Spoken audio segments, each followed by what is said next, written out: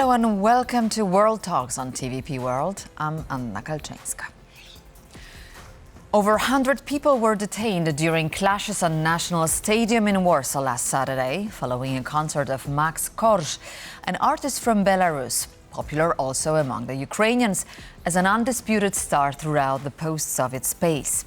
Now, the tickets for the show sold out quickly, but it ended in an escalation of violence, display of forbidden flags and chants offensive to Polish citizens.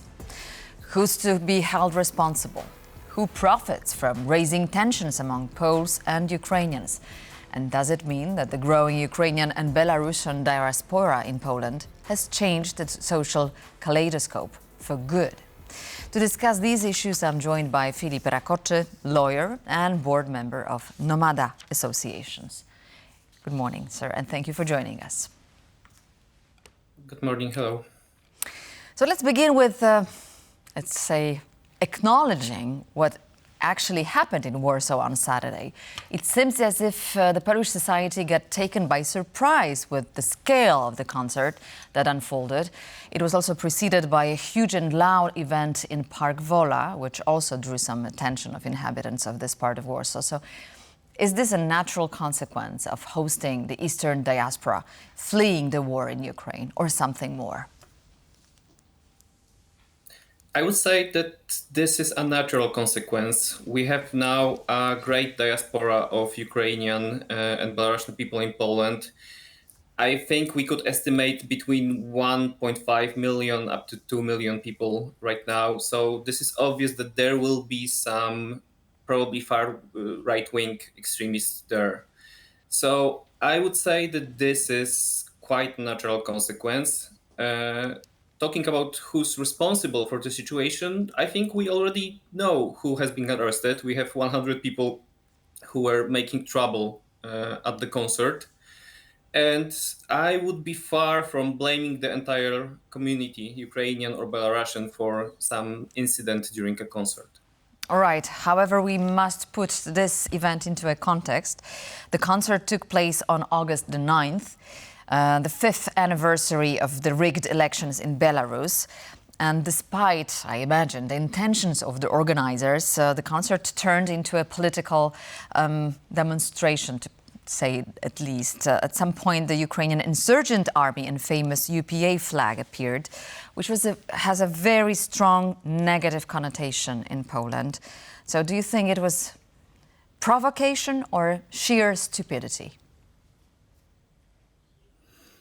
It's not my place to interpret which one of those. Definitely it was a negative event for the impact of our social relations in Poland between the Polish society and the diasporas in Poland. Besides the UPA flag, we also had a symbol of wolf's cross, which symbolizes some kind of far nationalities, national ideas. So definitely it wasn't a great sign for the Polish society. Nevertheless, I would say that unfortunately it will probably provocate the Polish society, because there are still strong associations between the Ukrainian people in general and the UPA as a political organization. As a Polish society, we still struggle with this comparison, with this association. We do not differentiate between people from Ukraine and sometimes people who support the UPA. So here I think it will probably negatively impact our relations between our two societies here. The more that the law is also very, very frank in this respect. The red and black flag is widely associated with the massacres of Poland in Volhynia and Eastern Galicia, during which between 60,000 and 120,000 Poles were murdered. But the display of those flags can result in police action and may be associated with the public promotion of fascism and other totalitarian systems. So it's punishable under Polish law, under Polish penal code. And this situation has, of course, sparked many comments on the part of Polish politicians. So let me just quote one. It's clear that any person displaying Bandera symbols should be held responsible and leave the country immediately. It should be also a signal to all those who are our guests in Poland that they should respect Polish law, history and sentiments. This is Michał Wójcik, member of parliament from Law and Justice. So I imagine it's easy to stir up nationalist unrest.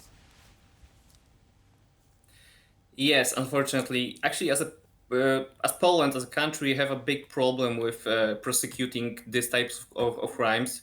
The article you said about it's Article 256 of the Polish Penal Code, which refers to Nazi, communist, fascist, or other totalitarian ideologies.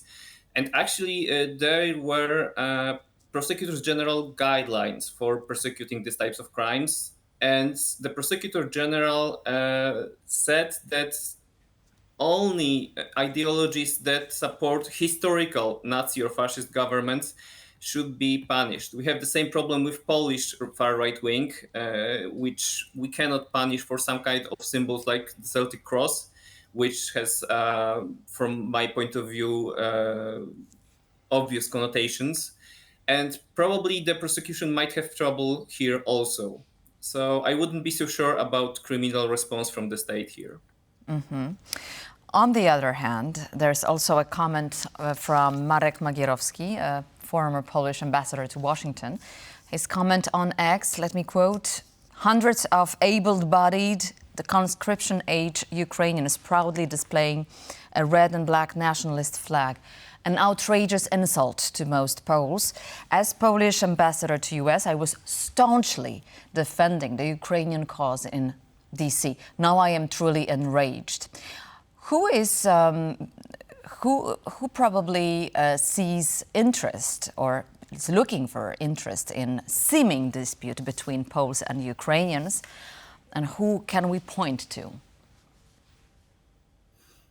From our point of view, it could be either Russian government or Belarusian government, towards whom any discord between the Polish society and the minorities we have right now in Poland is in their interest.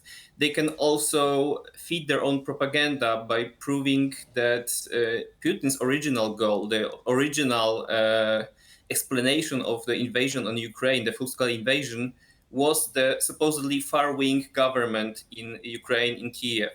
So they will probably use those types of incidents to prove their point that their war is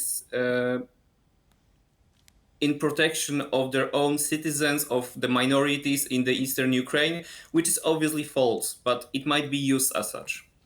And are reactions to such incidents a litmus test for the state of relations between Poland and Ukraine?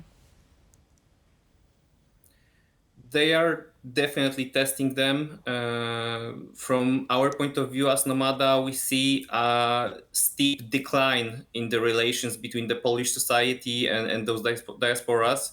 We are seeing also that the government is putting a bad example since the last year. They are implementing few anti-Ukrainian policies limiting the rights of the refugees in Poland. One of those legislation acts is right now before the president to sign, which will limit the rights of the Ukrainian refugees in the mass accommodation centers all across the country.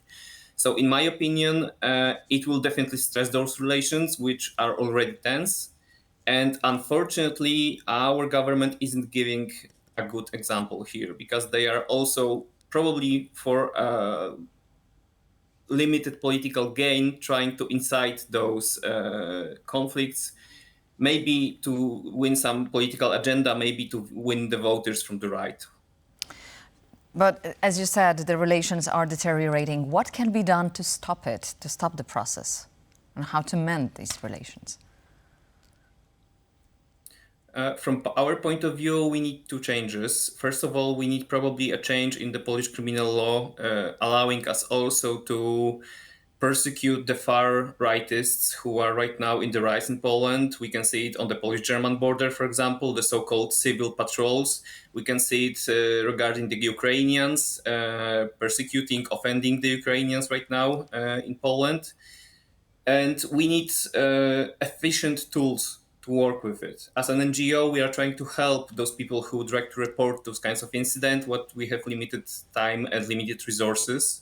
On the other hand, we need a big political change right now in Poland. We need for the government not to fight for the right-wing voters because they won't win this fight with the other parties, with Law and Justice or Confederation. We need them to focus also on the responsibilities as a government towards people who are refugees right now in Poland. Well, And but not to... however, you And not to understand make it is hard to see refugees in these young people, young and well-bodied, as Mr. Magierowski has just pointed out. Also, all music critics emphasize that this music of Max Korzh was emphasizing positive emotional charge, friendship, love, other positive sentiments. However, it somehow provoked aggressions at the concert. So maybe there's an energy which is hard to tame, and it will always be there in events like this. So maybe in the future, should we think about banning artists like these from coming and singing here in Poland? I think I wouldn't ban art itself. We can see that those people came prepared to this concert. It wasn't a spontaneous surge of some kind of energy, of some kind of emotion. Those people came with flags, with scarves. They came prepared. So I think they already knew what they were going to do there. Still, I wouldn't persecute the whole diaspora, which is almost 2 million big, because of an incident with 100 people. We have a good example. There was a football tournament later this year in Wrocław, and there were also, I think, 62 so-called soccer supporters arrested. And we didn't think about banning the people from the UK in Poland just because of this one incident. So I wouldn't take it too far here. Good point. However, Max Korzh is a difficult figure to easily describe. Yes, he made a public call for peace in Ukraine, appealed for good relations between Poland and Belarus, also during this concert in Warsaw. However, he has faced controversy in the past after performing in the Russian-occupied Crimean region, and he also has upcoming shows in Kazakhstan and Russia. So perhaps he is to blame. He is just stirring some unrest. He might be. I don't know what is his intention here. I know right now that being just indifferent, appealing for peace, isn't working nowadays. We can see it in Gaza, in Palestine, we can see it in Ukraine. We cannot stay just indifferent. We cannot just appeal for peace. We need to make constant effort to help those people here, to help those people outside of Poland, because doing nothing is helping always the oppressor. Thank you so much for joining us, Filip Rakoczy, lawyer and board member, Nomada Association. Thank you for your insights and joining us on the show. And thank you for watching World Talks on TVP World. Please stay tuned for more interesting comments.